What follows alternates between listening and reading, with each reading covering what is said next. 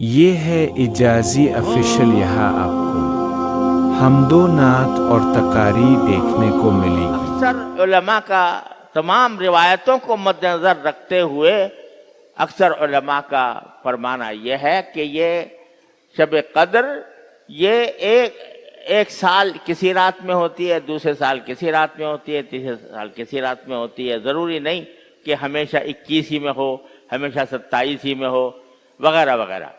لہذا نتیجہ کیا نکلا کہ بھئی 1000 مہینے سے زیادہ کا ثواب حاصل کرنا ہے تو 5 راتیں جاگ لو۔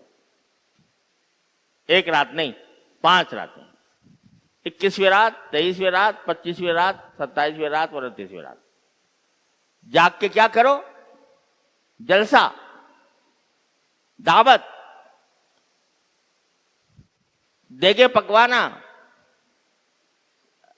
یہ کرے، نظمیں پڑھنا لاؤڈ سپیکر پر، یہ کرے، تقریریں بعض یہ کریں۔ اس 1000 مہینے سے زیادہ افضل رات میں کیا ہم یہ کام کریں کہ دیگیں پکائیں، لوگوں کی دعوتیں کریں، شامیانے لگائیں، چراغاں کریں اور لوگوں کو کھانا کھلائیں، اسی انتظامات میں رات پوری گزر جائے۔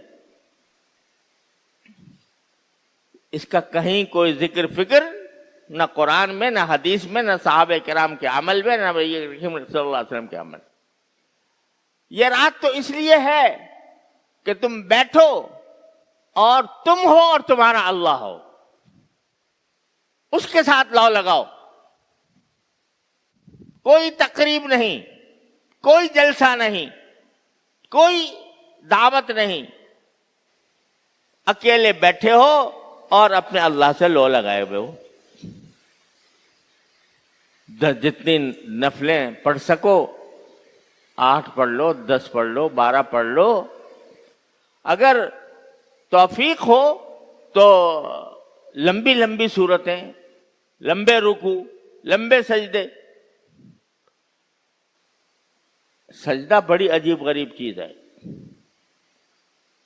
سجدہ ایسی چیز ہے کہ انسان اپنے اللہ سے کسی وقت اتنا زیادہ قریب نہیں ہوتا جتنا سجدے میں ہوتا ہے۔ یہ رسول کریم صلی اللہ علیہ وسلم فرماتے ہیں اللہ تعالیٰ کا قرب حاصل کرنے کا بہترین وقت سجدہ ہے، اور سجدے کے اندر جو دعائیں کی جاتی ہیں وہ اللہ تعالیٰ کے پاس براہ راست پہنچتے ہیں۔ حضرت بدوس صاحب رحمۃ اللہ فرماتے ہیں اگر سجدے میں سر رکھ دوں، زمین کو آسماں کر دوں، تو سجدے میں اللہ تعالیٰ کا قرب حاصل ہوتا ہے۔ اس کی کثرت کرو گے۔ ارے اگر کچھ پڑھنا نہیں آ رہا، کوئی دعا بھی نہیں آ رہی، سبحان ربی الاعلیٰ ہی چلو پڑھتے رہو، وہ بھی نہ پڑھو۔ بس یہ سمجھو کہ میں بارگاہ الہی میں سجدہ کر رہا ہوں، پیشانی ٹیک رہا ہوں، اس بارگاہ میں ٹیک رہا ہوں کہ جس بارگاہ سے بڑی بارگاہ کوئی ہے نہیں۔ وہی سخی داتا ہے، وہ میرے اس پیشانی کو رد نہیں فرمائے گا۔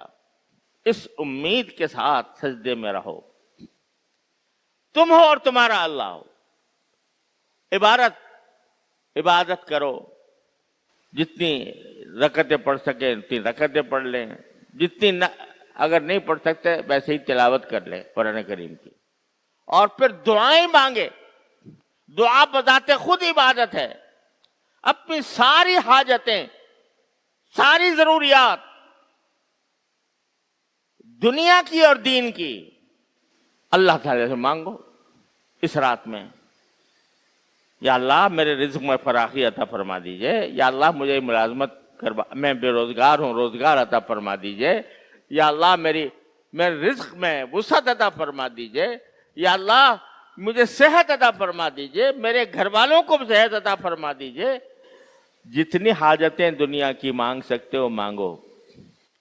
دنیا کی حاجت مانگنا بھی ثواب،